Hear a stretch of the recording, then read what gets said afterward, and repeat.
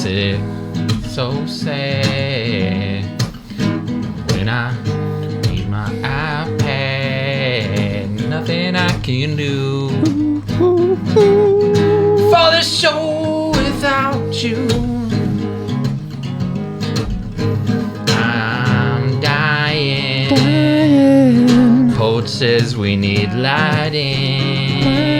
'Cause I look dark as a- Oh, guys, welcome back to Ancient Wisdom. It is episode 61. We got a special treat here. We're expanding our ancient repertoire with the Bhagavad Gita. But first, we've taken a couple weeks off, and we got to catch up. We got to catch up with the ones who we care for, the ones we love. Yeah. Poj, how has your crazy experience been? I know you got something to share. Guys, I went to Starbase. There I am.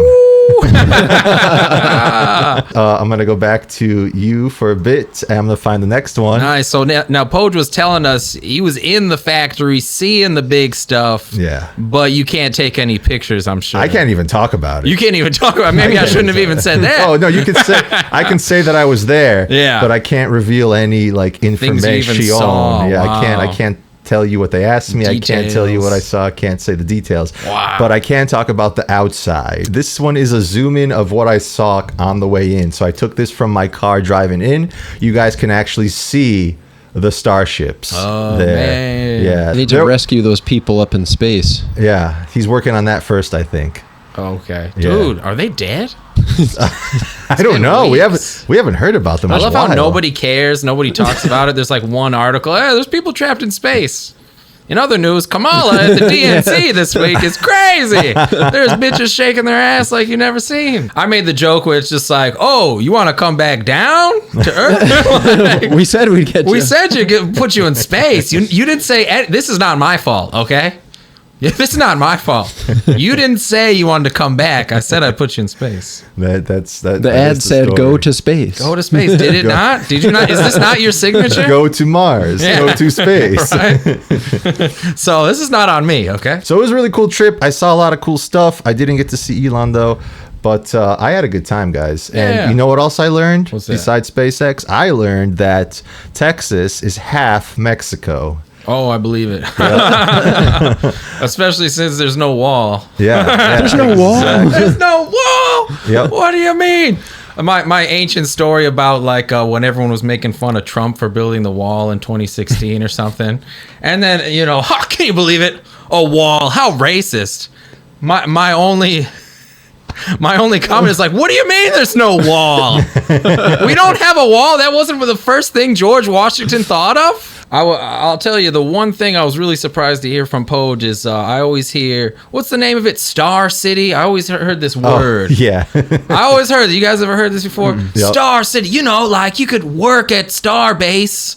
And you get to live at a cool, I'm imagining a cool futuristic Japanese city with weird shaped architecture and waterfalls and moon Zen rocks gardens and stuff. Yeah, Moon rocks exactly. and moon suits. Moon suits everywhere, museums. Zero gravity so chambers. much culture. Dog, Poj tells me it's a fucking trailer park. It's a trailer park next to this experimental can. Oh it's a can. That's the first. Throw all your trash in. My Obama phone.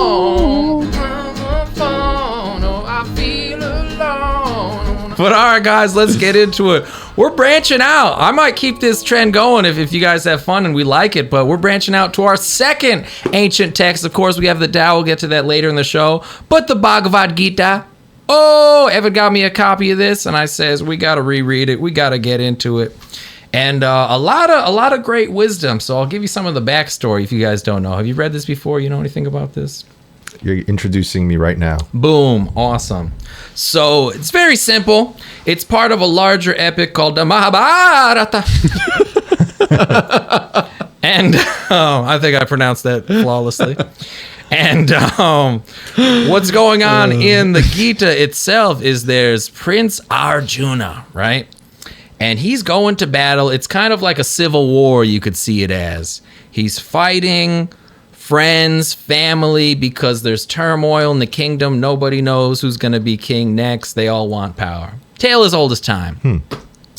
And so it's at the very beginning of the battle, and he rides his chariot out Maybe people who know better than me could tell me, but it sounds to me, it's all very poetic, that his charioteer, the guy driving him around in the front lines of the battle, it's about to begin, somehow gets possessed by Krishna, one of the main gods one of the main Hindu deities.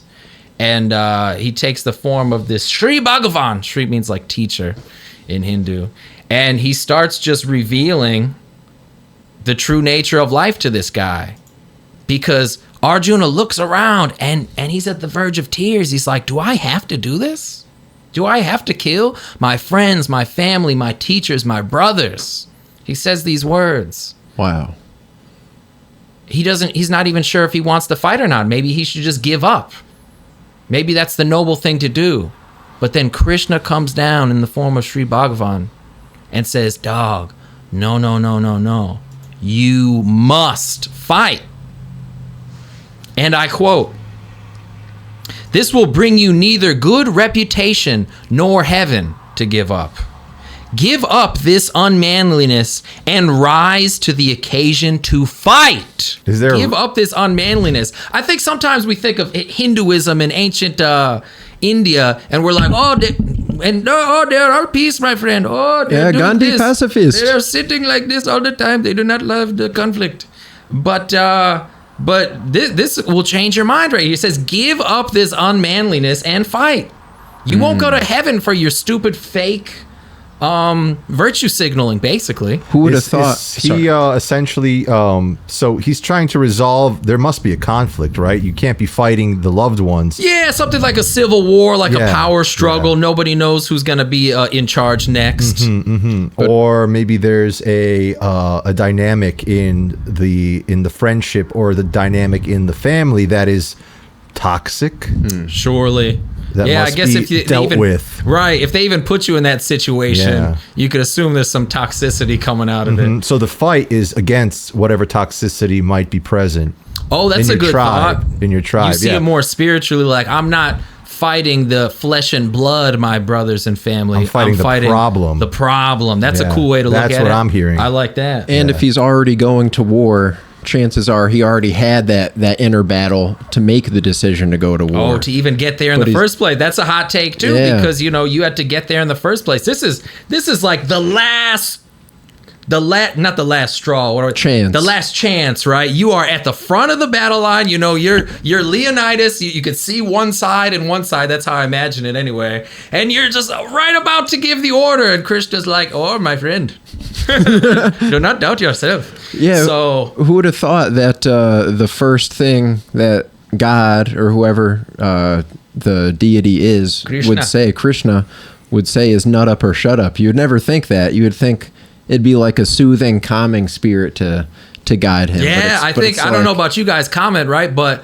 I think when we think of Hinduism, this is an enlightening read, the Bhagavad Gita, because that blasted all this, "Oh, my friend, you must be at peace," out of the water for me. And I'm like, yo, we're not, my favorite quote maybe of all time, "We're not so different, you and I." When Batman and the Joker are face to face, when the hero and the villain always say, "Hey, we're saying the same thing. We want the same thing. We're the same guy. We're just going about it in different ways." Man, what if the ancient Hindus knew that the modern interpretation of Hindu would be like, "Oh my God, my friend." My friend. So they knew they had to start off with something hard like that. Secretly, we got to hit them right off the bat. Yeah. Because I was thinking recently, too, about politics and just how the world has been really messed up. And I had this visualization. Maybe I'll throw it on the screen later. But basically, we got like the Jews, the power structure, the big juice in the middle, the chunk, and you have like the dissidents right now, because there is protest outside the DNC because they're not free Palestine enough at the DNC, and there was also the same at the RNC because y'all aren't harsh enough on immigrants or whatever. And I says to myself, if you look at it from a different angle, the dissidents are connected, and it's just the people versus the power structures right now, as it's always been. But we found this new way of a new modern feudalism, a new modern aristocracy, which is the power versus the people, as it's always been. But now it's more tricky. We have more media to sort of get in your mind. A literal civil war. A literal civil war. That's deep, right? I was taking it figuratively before. Like a civil war within your friendship or your sect or your clan or your family. Yeah. A problem resolution, but it could be a literal civil war. In the purest definition, In the purest definition, yeah. You know, and I says to myself... Please continue. So moving on here, right, we have Krishna kind of putting Arjuna's mind at ease, because Arjuna's saying, are you serious? Like, he's kind of saying, have you no heart? Like we're saying, oh my God, my friend. He's like, have you no heart? I'm trying to be peaceful. I'm trying to be deep right now. I'm trying, I'm trying to virtue signal right now. You're not deep, my friend. You're not being deep, please. Listen to me. You're not good. fool yourself. I am good. And he says, basically, you couldn't kill anyone if you tried. He's putting his mind at ease. Really just has to teach him the nature of existence to even get him to understand why he needs to fight. And he says, there has never been a time when I or you or all these kings were not in existence. And surely we shall all exist in the future too. He's getting deep here, y'all.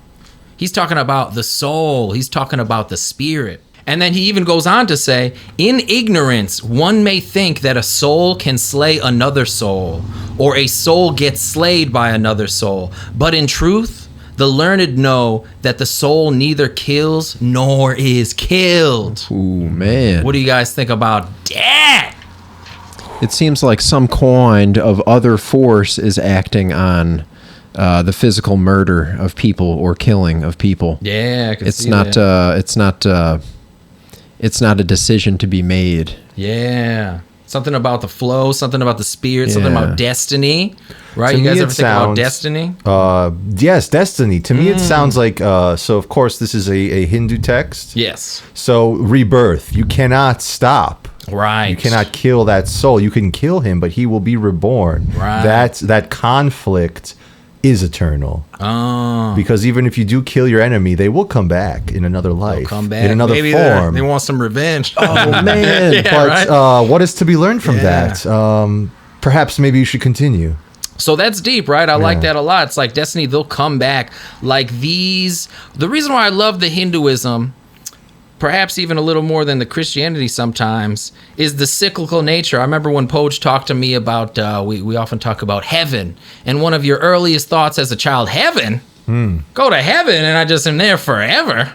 The fuck's that Sounds about? awful. It's like an empty warehouse. Yeah, okay. This is what everybody wants out of life. This is why I was a good person. I'm in an empty warehouse, and maybe there's bitches and food. Okay, I don't care. And I'm happy all the time. Yeah. Supposedly, I actually like the Sounds Valhalla terrible. version the most. Oh, lately. great. Okay, we'll get the pros Edda next for Poj, dude. We'll do the pros. Because there's Edda. something to do in Valhalla. You Yeah. just kill and eat.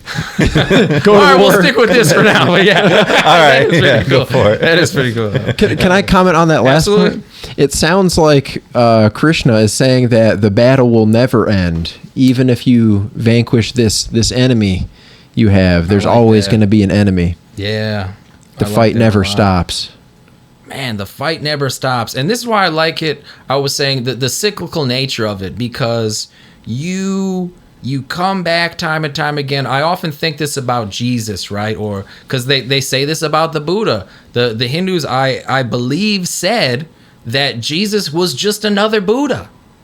Like the Buddha has been reincarnated many times. But here's the difference, and this is why it really sticks out to me. The reason why Jesus is the most famous dude of all time is because he was the only one we know of in the West. He's the only Right. one that we know of that caused a lot of trouble. And what else? The most important? The crucifixion. He was the only one who was violently and meticulously murdered in the worst possible way. All the other Buddhas were like, oh, they lived peacefully and just meditated to death. And everyone's like, that guy's pretty cool. I like Went him. up on a cloud. Yeah, went up on a cloud and said, peace, y'all. And we're good. Wow, never thought of it like that. Yeah, so in that sense, it makes a lot of sense to me that perhaps Jesus was just a great enlightened being or reincarnated God. the Son of God, but like we say God, but we don't even know who that is. At least the Jews have like a name for God or several names. Well, I think a lot of the reason why Christianity spread is because people could relate to the suffering and pain, right? Because life is suffering and pain. So they saw that, our God, our Savior knows my suffering and pain so well, and people attach themselves to that. Yeah, it was very relatable. Yeah, very powerful. It's true. A pain very hard to miss because it's out there in the open. That's super cool. I like that a lot because that's what I think about in Christianity, and I think that's why it speaks to so many people, because I hear so many stories of maybe people trying out Buddhism because you're like, oh, it sounds great, man. I'm not attached to anything. I just go all the time, and maybe I'll be enlightened. But then after 10 years, you're not enlightened, and like you're just as much of a piece of shit as you were before. And then they come back to Christ because Christ is Western. The reason he died, I should say the reason he's Western is because he died. Because that's physical. That's what we go through. We're not just like, maybe I'll get enlightenment. It's like, no, I vibe with that dude. He was like, that's going to happen to me. That's going to happen. Exactly. That will happen. That has happened to me. Every time I do something nice, I end up getting in more trouble than when I didn't. Right. He's not when I just went along to get along. He's not a prince in the castle floating away on a cloud. Yeah. He's working hard. He's suffering. Heaven he's walking. to earth. That's cool. Yeah, I can relate to this guy. That's super awesome. I like that. You guys feel that? Right? Yeah. More crab in the bucket syndrome. Just pulling down. That's what Western society has seemed to have done. Yeah, seriously. And you need a God that sort of vibes with that in a lot of ways. And we're getting deep with this. This is pretty fun right now. Actually, I gave chapter 1 sort of as a sort of introduction about the war. That's all that happened in chapter 1. So we're skipping today. This is chapter 2. This is the breakdown of everything that's going on.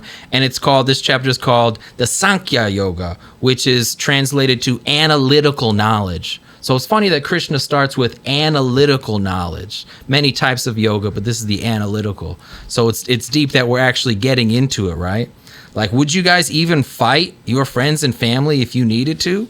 Would you guys do this?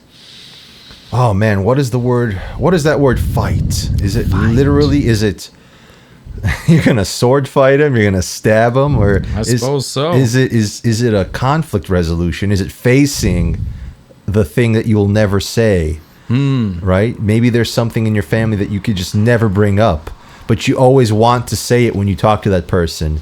But though when you talk to them, it just your lips never utter the word. Yeah. Is that the fight? It could be, man. I like that too because it's getting analytical knowledge with it, taking the fight into each situation. And I love that a lot because I think that's what people forget all the damn time about religion. Ha! God, a bearded guy in the sky? Fuck that, dog. I had this amazing revelation when I was reading Job when I was talking to this girl, I might have mentioned it on the show before. She's like, Mitch, what is Job about? I need to know. Tell me. She was dying. She was struggling. and it really hit me. I says, oh my God, this actually happened. I was like, wow. It hit me that Job, much like the war that Arjuna is in, is a situation that you find yourself in. Yep. It may not be as literal as the words on the page. It's a situation. It is a situation that you will encounter in life because I know you, because time is repetitive, time is cyclical. There's nothing new under the sun, Ecclesiastes. We've done this before. There are wise people who came before you, and you ignore them at your detriment. Yeah, and they use the word battle is used in there, which people think of physical war, but everything is really a battle if you really think about it. I like that a lot. And I think it helps to redefine the friends and family and brothers and sisters that were talked about in the book too, because that could be anybody. That's just your fellow human being, really. The soul cannot be wounded by any weapon. It cannot be burnt by fire, nor moistened by water, nor can it be blown away by the wind. I have this one line in here that was amazing to me, and this could have been copied directly from the Tao if you asked me. For some, the soul is amazing to see. For some, it is perplexing to hear. And for some, it is a mystery when described.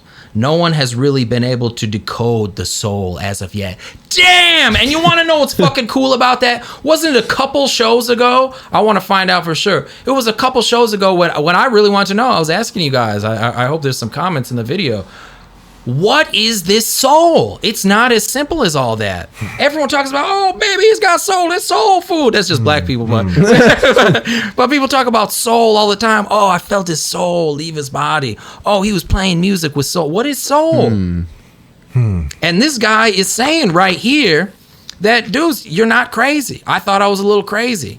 But he's saying no one has really been able to decode the soul as yet. He's saying nobody knows. In this ancient text, we have an idea. Maybe we know it when it's there, but it is amazing to see, perplexing to hear, a mystery when described. You could describe it, but it's still a mystery. You could say a poem, but what is a poem? It's just a beautiful description of the intangible. I have a theory. I think that, and this is a crazy one, but it's one that I've been relating to lately.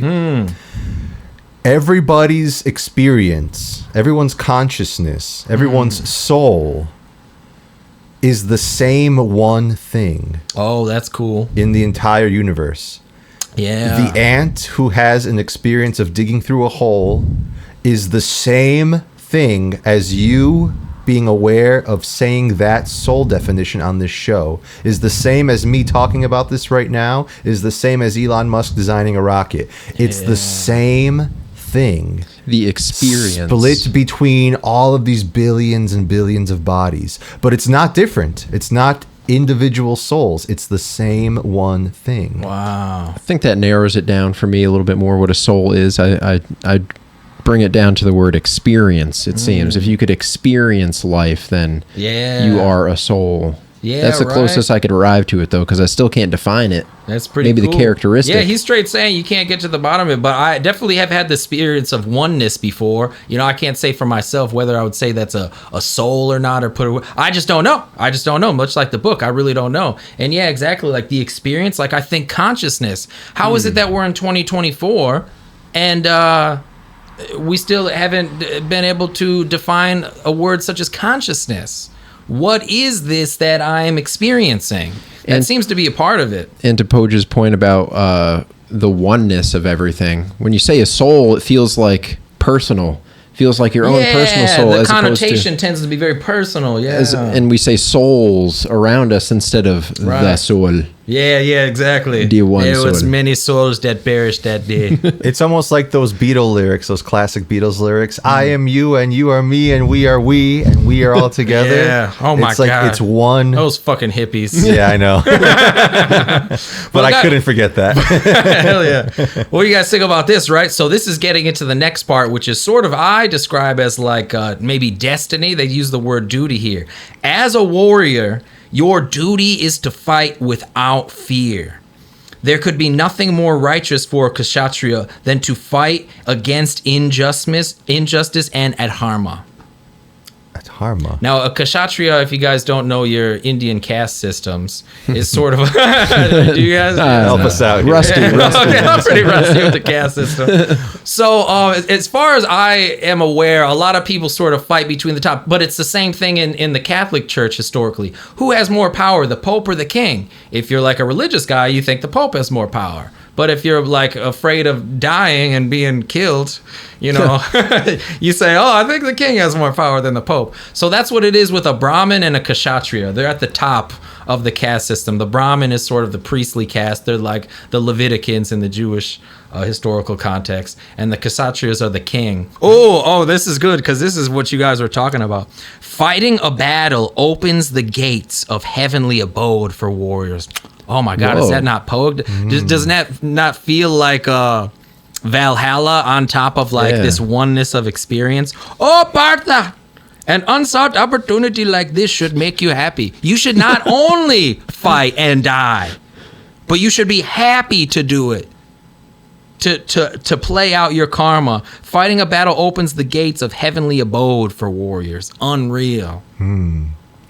I always thought that the Valhalla idea of heaven was the most entertaining. Pretty cool. Mm-hmm. Feels like a A fat white guy's dream. To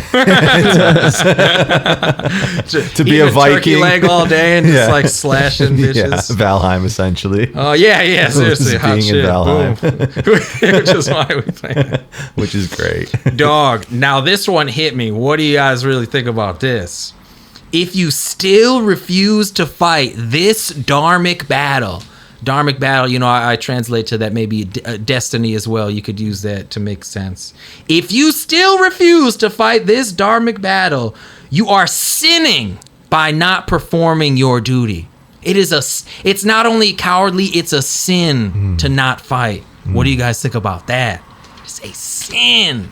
I will agree, because you are perpetuating the evils that the God, spirit, universe wants you to deal with. You're essentially, it's like saying, it's a sin for a good person not to act against evil. That's a cool one, right? What do you guys think about that? I think that's a direct parallel. The lie by omission type thing. Any strong feelings toward that? If you see someone you can help and you choose not to, by being too nice, you might as well just stab them and be an evil person. That's a big one too, right? Yeah. Being overly fake helpful. Yep. How far can help go before it becomes what's the word I'm looking for? Rotting to the core. Because you're robbing them of their battle, kind of thing, of their that is fight. a super deep one. I heard Ram Dass say something like that always stuck with me one time. It's like, I have no business taking away your suffering. That fucking hits, dog. He said, it's not an exact quote, but he said something like that. If you're suffering, I have no business to take that away from you, because this is your story to experience, your lesson to learn.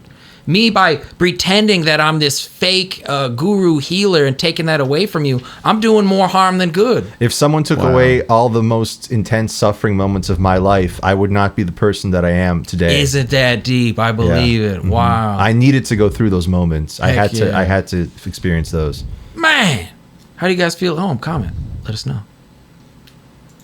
Only the miserly cling to the fruits of action, O conqueror of wealth.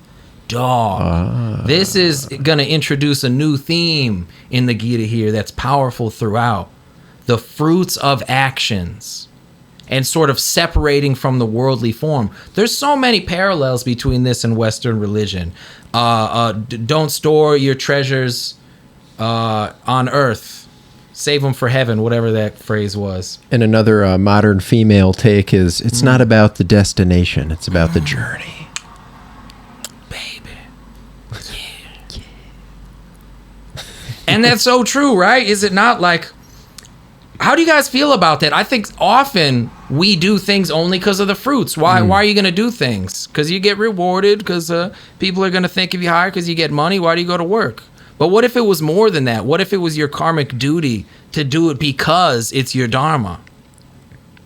And what if, how can you enjoy the fruits if you didn't earn the fruits? Boom, because the wise decline the fruits of their actions. They actually decline the fruits, which bind them to the cycle of life and death. Oh, man. Now, this is pretty crazy, right? Because this gets dangerously close to me and Poge's heaven conversation, right? Because I gotta say, often I think about, okay, if you don't like heaven so much, what about living forever? What about being reborn? Doesn't that sound fun? But really, in the Hindu tradition, it's a bad thing to keep being reborn. They don't like that.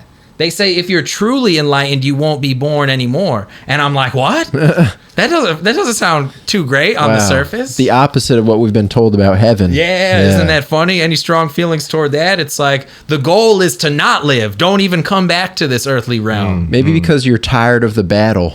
Yeah, but certainly. You've been fighting the battle so long. It's like, all right, I've fought the battle. Do you guys remember the first of the Four Noble Truths? You guys remember this? Life is suffering. Very simple. Life is suffering. It's number one. That's what they say. That's what they think in the Eastern tradition, and maybe we think that as well. Maybe you might agree.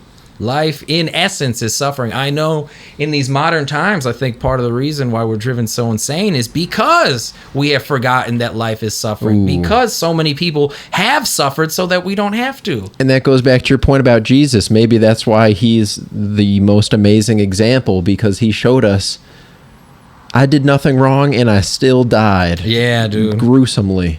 That's the one that always hits the hardest. Dog, so he says, how do we do this? How do we do this, right? How do we perform our duty? How do we decline the fruits of our actions? That's why we do stuff. Is that not why you guys do things? You go to work to get your money so you could live, or so your parents will be proud of you, or so you could have kids? But he's saying don't be doing that. And I could feel it in my heart that that's true. That shouldn't be the reason why you're doing stuff. Because it fuels this cycle in the Western mindset of the demonic, the satanic nature. Why you do worldly things? To get more worldly things. It's straight up the cycle of life and death. Wow, I just saw that right now from my own eyes. You're describing modern capitalism. Yeah, right? Mm-hmm. The reason why those seem so demonic and never really just help out their dudes, they want to keep the cycle of suffering going. The Eastern religions and the Indian religions, they didn't want capitalism. It's the Western world that kind of pushed it on to those countries, right. to those civilizations. Especially the extreme corporatized version of it, like Elon not buying his dudes a little city out of his $250 billion. Bro, I was telling Poach, like, if I had $250 billion in my pocket right now, I'd spend $10 million. That's like 0.001% of my net worth. $10 million to make like a little city, like an actual nice town for my boys. Well, but also look at Japan. Like Japan was conquered in World War II by the U.S. and they said, okay, we'll go your way. Yeah, true. Did they have to do that? I mean, they could have just unconditionally surrendered, but they also adopted the entire capitalistic system. Yeah. It's as if they were like, you beat us, we'll take your philosophy. Yeah, that's a rough one. Maybe that's sort of the Eastern sort of like, hey, you win, all right, I guess we got to do things your way. Yeah, change your whole philosophy for a battle. Wow. And I'll tell you what, those samurai hearts of theirs, they went fucking hard. They were the fastest growing economy for decades after that. For so long, until like 89, till the fall of the Soviet Union, I believe. And then it just like crashed and never really recovered. Even now, actually just crashed again because they finally decided to raise interest rates. If you guys know anything about Japan right now, crazy stuff, dog. I was hearing about. This is not related to your reading though, but I heard about this thing called a carry trade, where people buy Japanese yen because it's so deflated, and they immediately take the yen and invest it in something in the U.S. that has interest, and just make money and then give it back to Japan. That's why I can't even believe that exists. Yeah. This is why I never wanted to learn how to play music, or I never wanted to learn about the financial systems. Yeah, it's like because all it just depresses you. It's so evil and like manipulate. The essence of being a finance bro is just manipulation and evil. Yeah. Oh, but if I put it in yen and 401k and 2% interest and I put it offshore and you're just fucking everybody over and you're wasting your time. It's not fun. Yeah, and what are you gonna do with that money? Buy drinks? Yeah, seriously. Ball out. Drinks. Fucking dumb. Get a table once. Yeah. So I like this visualization right here. How do we fight against the fruit of our actions? Like a tortoise pulls his limbs into his shell, one keeps his senses under control. I like that. I like that visually. You have to bring it back. See, his point here, sensory objects being immensely powerful can drag the mind of such a person who has ability to discriminate. Even if you are a chosen one, even if you have grace, even if you have the ability to discriminate, you can still be dragged in from such sensory objects that are immensely powerful. Hence why not many people are enlightened, and you probably haven't met one. These are all the temptations of the world. The temptations of the world, the sensory objects. 7 deadly sins? I'd say so. The fruits of our desire, the greed, the lust, that sort of stuff. And I just think that that's super cool. The sensory objects are immensely powerful, can drag it in. So what they're saying here, what this is introducing really, is the fact that I think so many times, maybe in the Western world, let me know what you guys think, is that we kind of just think the mind is what it is, that we can't control it. And I go back and forth on it because because it's tough. But what he's about to tell us, what Krishna is about to tell us is like, no, you must control your mind. You can and you must. But this reaffirms a belief too, where it says sensory objects being immensely powerful can drag even such a mind who has the ability to discriminate. He says, yo, it is not going to be easy. You might have to live 30 lifetimes, he's talking about, to even get a chance at coming close to attaining an enlightened nature where you can keep the senses and the mind under control. The only way to maintain steady wisdom is to control your senses and be absorbed in capital M, me. Me. God, my friend. To be absorbed in God. What does it mean to be absorbed in God? Wow, that's a great question, Poach. I'm glad you asked. What does it mean to be absorbed in God? To give away all sensory lavish luxuries, but then you're just alone in an empty room. Are you with God if you give it all up? Where is God? How do you find him? It can't just be giving it all up. There has to be something more to get to God. Should I not say? Evan? It sounds like maybe that's what the first battle was referring to. The battle between your enemies, your outer sensory perceptions. Oh, deep. I love the metaphor. Because it seems like to me that it can't be overcome, that battle. And that's why the metaphor about you can't kill a soul is there, because you can't kill what always will be, kind of thing. Right. Which is why you must act. Now, to answer what Poge was saying, it's like, it's very Tao, is it not, right? Like, you have to do it without thinking of it. That's like the basis of this. No fruits. But how can I do it without thinking of it and not being attached to the fruits, as Poge was saying, and how will that even lead me to God? My first impression is that getting rid of the distractions is a first step. Once you get rid of things of desire, you start to desire them less. They start to fall away from you. And let's take it to Western, because I'm sure we have a big Western audience out there as well. Faith of a mustard seed. Am I right? You guys remember that one? Of course. Yeah. If you have faith of a mustard seed, it will grow. It's the smallest of all seeds. But if you even give it a chance, and I find that to be real in my own life, you know, you deny God, you push it away, you say, whatever, it's nonsense. And then maybe, like I mentioned last week, maybe kind of in some reality, perhaps there's some kind of spirit type being out there. And then boom, you got the mustard seed. And then God sort of works with you. But what I kind of like about this, which is almost a little more realistic to me, is that it's saying, the reason probably why Western people fall off of religion sometimes, they're saying that you might not achieve it in this lifetime. You may have the mustard seed now, but they say if you have the mustard seed, you'll be born into a different life, and you got like a little shrub. You got like a little sapling, a little sprout, you know? Whereas if you just do sort of all evil things, and all the religious stuff, it's kind of chaotic, you know, when you think too much about it from the mind.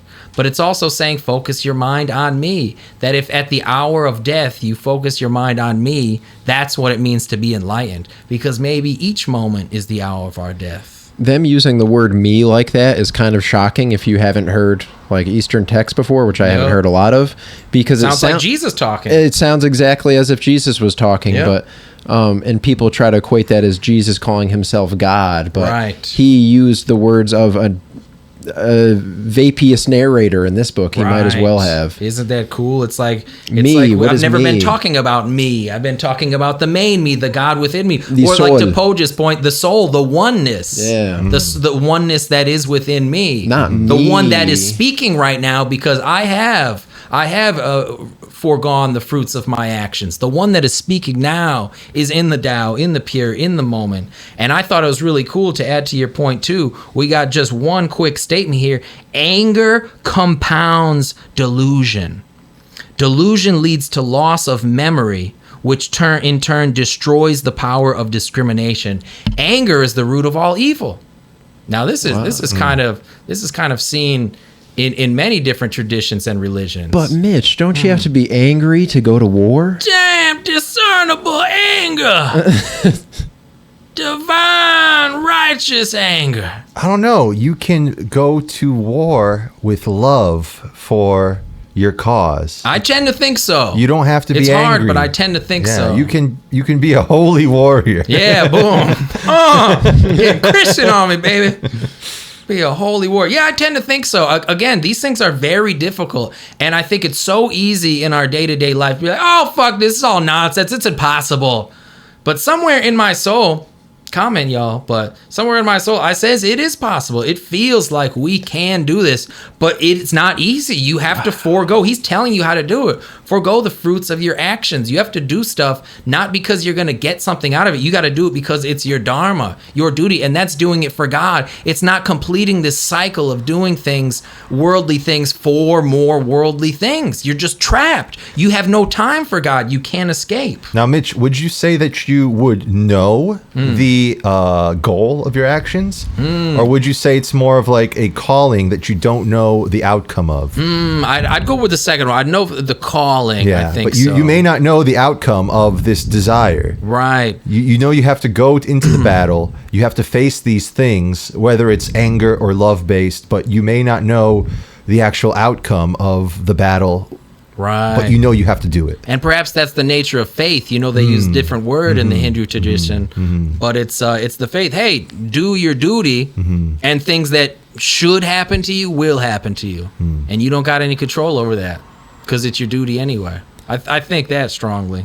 And was it Partha, the guy who was driving the chariot? Oh, part of no, it's Sri Bhagavan. They just use all these weird words. Sri Bhagavan. Of course, Sri Yeah, Bhagavan. so they use a million words to say his name in the book, but it's just, it's Sri Bhagavan. So Excuse maybe me. Sri Bhagavan had to go to war because he was apprehensive about war. Oh, no, Arjuna's the main guy. Sri Oh. Bhagavan is Krishna. Oh, okay, I know maybe- it's confusing. Excuse my Arjuna Krishna. had to go. To, Excuse my Krishna. Arjuna had to go to war because he was Gesundheit. apprehensive about war. Yeah. But like, and if they're talking about anger, if you're angry and going to war, that's probably when Krishna would intervene and say, "No, now's not the time to go to war." I could see that being real. Because you're thinking about the fruits, how you'll feel being after you vanquish your enemy and being angry. Oh my God! So that's perfectly into this. Listen to this once again, y'all. I'll say the whole paragraph, right? And follow this consciousness. Anger compounds delusion. It all starts with anger. Delusion leads to loss of memory. Ooh. We always forget Exodus. We always forget that God just helped us and that he's with us right now. Anger, which in turn destroys power of discrimination. You can't tell one from the other. Loss of discrimination means loss of self and falling to material consciousness again. Man. You fall back into the cycle again. One thing leads to another, perhaps with a little bit of anger, saying, because what is anger at its root? I know better than God. It's the lack of faith, like you said, Poj. I think faith, the exact opposite in a worldly sense, is anger. Where does anger come from? It shouldn't be like this. Fuck you, God. It should be my way. It should be my way. Yeah, I know better.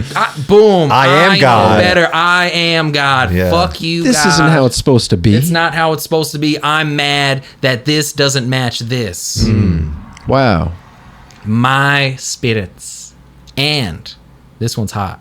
Let me know what you think about this. Self-control over desires and aversions can attract God's grace. Now, is this Self-control. not mustard seed? Self-control attracts grace. I always wanted to know about grace. It maybe is the main reason I started this show. What is grace? I need to know. Why are some people more chosen than others? Why are some people more open to the Spirit than others, Poach? Not maybe self-control, but really you're looking at it from your own perspective. So you think you have to control yourself. I think what it really is stop listening to yourself. Oh. Maybe not even control, just let your ambitions and not your ambitions, let your desires go. Right. So it's not like self-control, it's like throw away yourself. Yeah. That's what I'm hearing. I think Toss that's it an all essence. out. Yep. And let God guide. That's hot, right? Because Yeah. they say the fruits of your actions. Who, hate to get super gay and deep on you, but who is it that wants the things? If there's still a self to want the things. Ego. You're going to fall into it. Boom. Ego is the bad one here. Ego is the anger. Yeah, I think ego generates the anger. Ego generates, it's where it comes from. I am separate. God's over there. Fuck you. I'm going to do my own thing, and I know better. And it is the self that suffers. Yeah, and you suffer because, damn, it's like we're choosing to suffer. That's why the fun thing I like about Christianity is like Satan. You know, because we have a word for it. We have a word for the deceiver. Right? Yeah, seriously. Because isn't Satanism not belief in God, but that you are God? Yeah, that's a big part of it. Wow. Exactly. I didn't even know that. Yeah, right. I so many times, maybe even in my past, I might have said it myself, but you don't believe in God. What do you believe in? Everyone would be like, I believe in myself. I believe I can do it. That's Satanism. It's like, did you know that's Satanism? That is Satanism. Did you know you worship the devil? That is the definition. Yeah, isn't that wild? Yeah. Whoa. So let's see. How about this, right? So this kind of just expands upon it. Any of the wandering senses can carry away the intelligence as easily as the wind blows a ship off course. Man. Oh, the wandering senses, not having control over the mind in meditation. Bringing it back to center. It's going to wander. It's going to be easily as a ship is blown off course. How easy it is. Yeah, you guys been in a boat. You know it's easy. This is a tough one for me because the mind is so inquisitive. You want to learn about the world. Yeah. Are you saying that you shouldn't ponder things? So this goes back to your last one, right? It's like, do you think that it's completely impossible to learn without pondering, let's say, or maybe that not even pondering is the right word, but maybe being obsessive over. Could you learn without sort of having an obsessive nature? I guess I'm thinking of like literally the scientific method. Yeah. Like that whole process of checking the world and doing a test and finding out. Are you saying that is pulling you away from God? That's a good question. That is a rough one. Guys, comment. I want to know what you guys think. Because seriously, I've been struggling with this one personally as well. My last couple of years, you guys know my hot take from this last season, which is, Mitch, is the earth round or flat? My answer, who the fuck cares? Yeah, I don't care. I don't care. It's a great answer to Isn't that. it? Oh, dude, I feel enlightened Wow. just saying that. I feel close to God just saying. I'm standing on it. Because finally, I'm standing on dog. Because I have no business knowing. I have no business. I'm maybe unless you're Elon or something. All right, maybe, but then your ego gonna get to you anyway. But I have no business knowing. It changes nothing. Yeah, you've seen you in my won't life. gain anything from I don't it. gain anything except I can make someone else seem stupid because they don't think what I think. Hey, dummy, think the Earth is flat? Yeah. Well, it's not. That's the start of the delusion after anger, like you said. Anger. It's a fake battle that doesn't really exist. It's not the battle that Krishna wants you to take.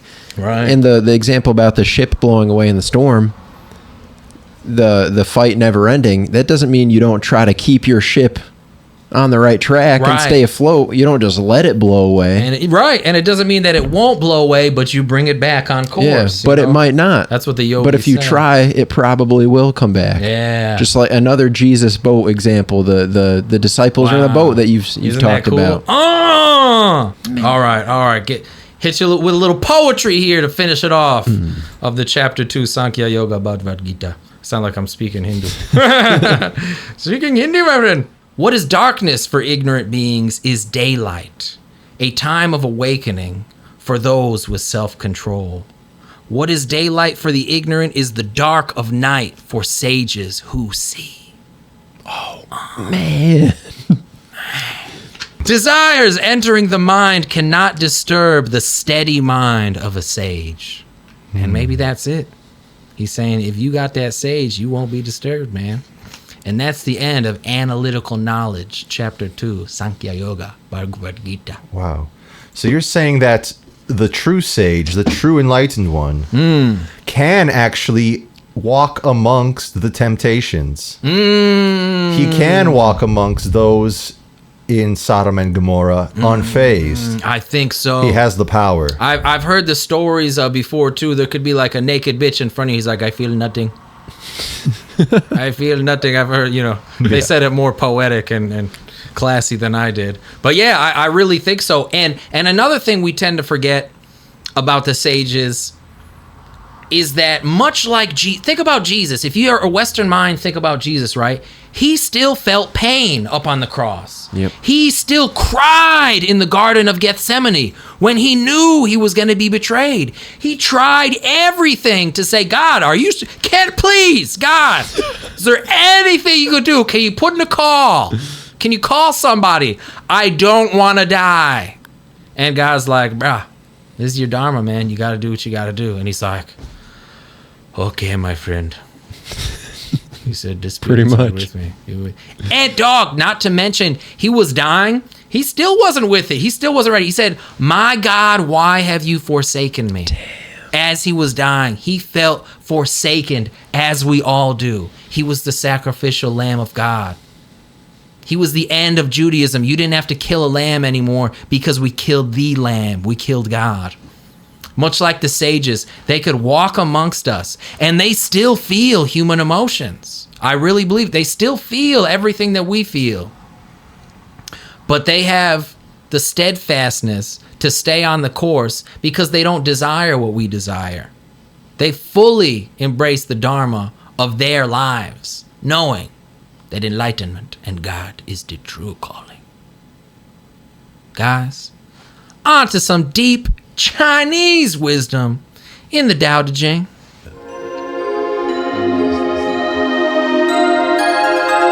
Добро пожаловать. Dziękuję.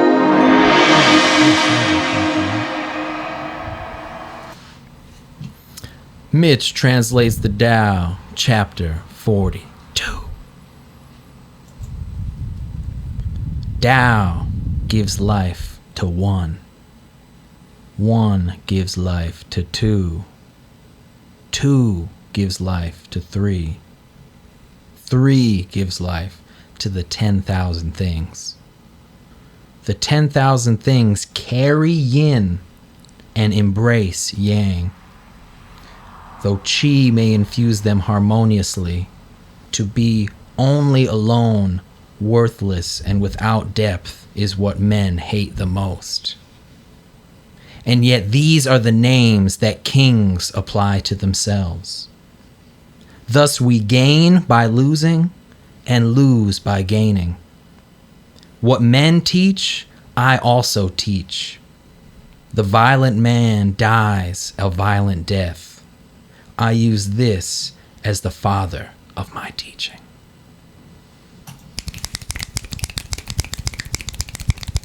Wow. Ah. This one blew up into the universe. Boom. We got the yin yang right here, too, not to mention. Wow.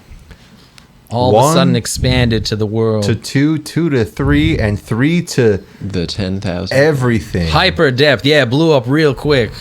Starts from Tao, starts from God, starts from the spirit, whatever it is. I like this a lot because it's so intangible, but we talk about it a lot. Tao gives life to one. Okay, that's cool. I like it a lot. But we often say on the show, one of Evan's favorite quotes of mine is that the one is the unstable concept. It splits. It's for us to recognize it needs to split. It needs an opposite. Yeah, to be in the physical plane. I really believe that. That feels so true. You cannot have one. You just can't. You can't. Maybe it's like a thing or like a concept or like a part of a math equation, but it's not. Concept. It's not a real physical concept. The one, it doesn't. It's not real because even if there's a rock, there's two sides. Anything you can think of. Unless maybe it is the self oneness that the Beatles talked about earlier that we discussed, right? And like, but that's not in this realm. Oh, isn't that deep? Yeah, like the Gita said, physical. It's intangible. That's super cool. So this fits. That's cool. But then this one gets really deep too because it gets infinite here. 2 gives life to 3. Now, what's 3? You're like 3. That's not sort of a natural thing, but it's also getting spiritual again. It's like we're on and off, on and off. We have this spiritual nature, worldly, spiritual, worldly. 3. We think of in the Western world as the Father, Son, and Holy Spirit.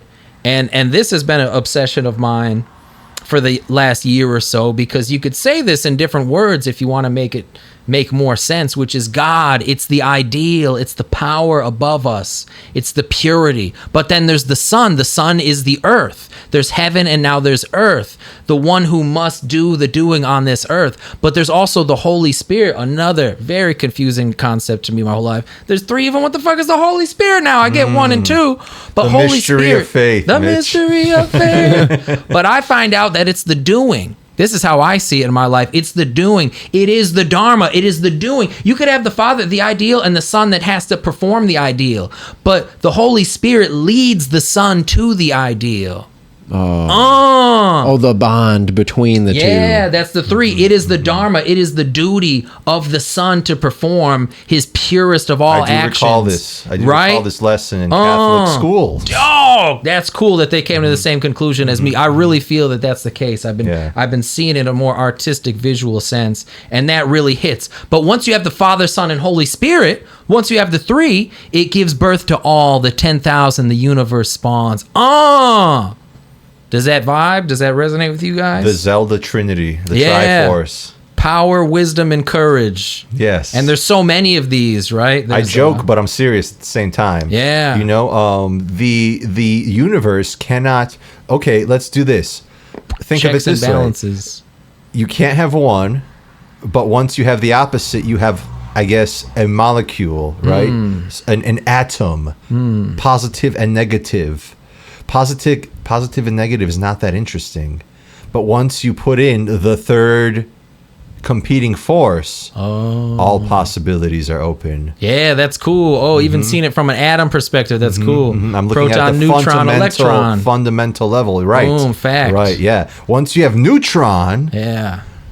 you can do anything. Yeah, that's super cool. Because with positive and negative, you could just annihilate each other. Right, and what would Adam and Eve do? Speaking of Adam, that's funny. Adam and Eve, what are they going to do if there's not a world, if there's not animals They and need trees, a neutral things place to eat? coexist. Yeah. Wow, and I think that answers the question: why can't two give life to the 10,000 things? Why does there have to be a third? Yep. Like, why can't the duality of the oneness of everything exist in itself and bring peace and wonderfulness everywhere? Why is there a third factor in there somewhere? I like that. It's almost like the third is purpose, the third is Dharma, third is the Holy Spirit. I really think that only two will annihilate each other. Oh, that's a cool thing too. If there's only two, they will go to zero. They are literally opposing forces. They will go back to nothing. They desire to be one again, or Yes, perhaps even yes, 'cause nothingness. they're opposites, To yes. delete each other. That's super cool. But if you have a third, That's visual. you throw in the environment. We the literally house. call the system checks and balances in the U.S. government.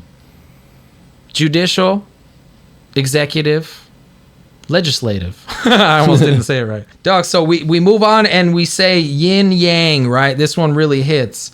The 10,000 things carry yin and embrace yang. Do you guys understand what this means? Allow me to explain. We put up with yin. We carry it on our backs painstakingly. It's our burden. But we embrace yang. We want to give it a hug, baby. We love that. There are things within the two that we love and we hate. Wow. But we must, because they are the same thing in a deep, fundamental, spiritual sense.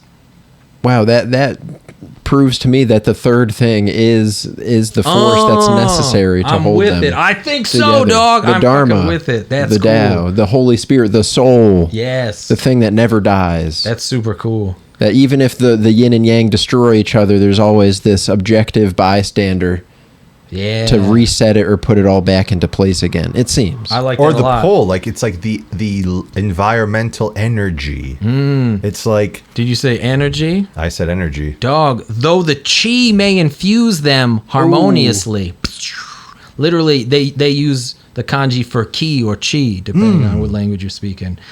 But to be only alone, worthless, and without depth is what men hate the most. And yet, these are the names they apply to themselves. To be alone, to be one, to be worthless, without depth, without purpose, without Holy Spirit. It's what the Western mind wants a man to be. Who's to Yo, say sick, Poach, hell that, yeah. that you are that? That's right. Who's to say? We call ourselves that. We say, I'm depressed. We say any number of things. To be alone, worthless, and without depth. The man must stand alone. Yeah. You hate it. You want the harmony. You want the three. You want the purpose. You want the Holy Spirit and the Dharma. Is that the capitalistic Western yearning sense? for it. I think so. I think that's what it comes Putting from. the man alone? Yeah. Man, and that's why we're so in disorder right now. I really think so, man. And yet we say this to ourselves. We label ourselves this. I think that's so cool. Even the kings, even the aristocracy apply this to themselves. They're still addicted to pills. Thus we gain by losing and lose by gaining. This is what Poge was talking about earlier too. Do I really get closer to God by getting rid of the fruits of my actions? Mm-hmm. By sort of living a simple life? Mm-hmm. I think so, but in a way that is counterintuitive, much like everything in the godly nature. Everything you learn on earth, I swear to God, I've said it a million times, I'll probably say it for the rest of my life. Everything I learned in school was a lie. Everything was garbage. Everything was, I swear to God, every single thing. If I did the opposite, I'd probably be in a much better place now. It's crazy. But then you realize that's not just public schools, and it is, but it's the way of the world. The world is the realm of Satan. It's the realm of fear. It's the realm of which draws desire, limitation, which draws desire, anger, greed, hate. The 7 deadly sins come out of that. The fear, the anger. Oh, your mom saying, you better be careful out there. She's crazy. She's afraid. It's all fear of death. Yeah. It's everything we do. Our entire society and capitalistic structure is to avoid death. Yeah, seriously. For as long as possible. Seriously, healthcare system, any type of huge. Everything. Yup. Money, build a house, protect yourself. Get a big yard so no one can see you. And who's to say that death could be synonymous with God, depending on how you want to speak it. But we push that away. We literally push this concept away. We don't even think about it. My own father, he's like, don't talk to me about death. Yeah, the Western world hates talking about dying. Yeah. They don't want to even acknowledge it. Isn't that so ironic, though, about Jesus' death? Because he showed us how to handle it. Yeah. But it's still something we fear the most. And that was the hardest battle, but we die every day, kind of thing, in our internal battles. Certainly, yeah. And sometimes the battle doesn't even have to be fought. It's just a fake battle spawned by anger. Dog, anger? What I teach, men also teach. The violent man dies a violent death. Wow. Now, this is somewhat of a poetic interpretation, but this is kind of... This is a poetic interpretation. Maybe the more literal words that he was saying from the Chinese translation would be, violent men die not his own death. A death not his own. Whoa. A dharmic death not for him. He's killed. He is killed, exactly. He's murdered. An unnatural death. He dies in the wrong time, you could see it as. His soul isn't at rest. His soul is not at rest. He has not achieved what he needed to achieve. Oh, he's been ended early. Yes, that's a great way of seeing it. It was not his time, my friend. Yeah, so that's super deep. And I use this as the father of my teaching. So that's telling us a lot. Even that last line, usually he uses the last line to sum it up, but he's kind of doing a little autobiography at the end. He's saying, this is the foundation. This is the father of my teaching. Violent man dies a death not his own. Wow, and not... It's amazing how you could do something that's not your own. That's kind of a irony right there. Yeah. But, or an oxymoron. But the delusion thing, if it wasn't your own, you've been deluded somewhere along the way. Like violence, delusion, the steps you were talking about earlier anger, in the Bhagavad separation, Gita. Absolutely. So that anger led you to a death that wasn't meant for you. Right. Man, because it's not the true you. Man, guys, I hope you learned a lot. I know I have. You guys got deep today. Let's see you get deep in the comments too. I want to know. I always want to learn more. Learn with us. This has been Ancient Wisdom, episode 61. Catch you next time.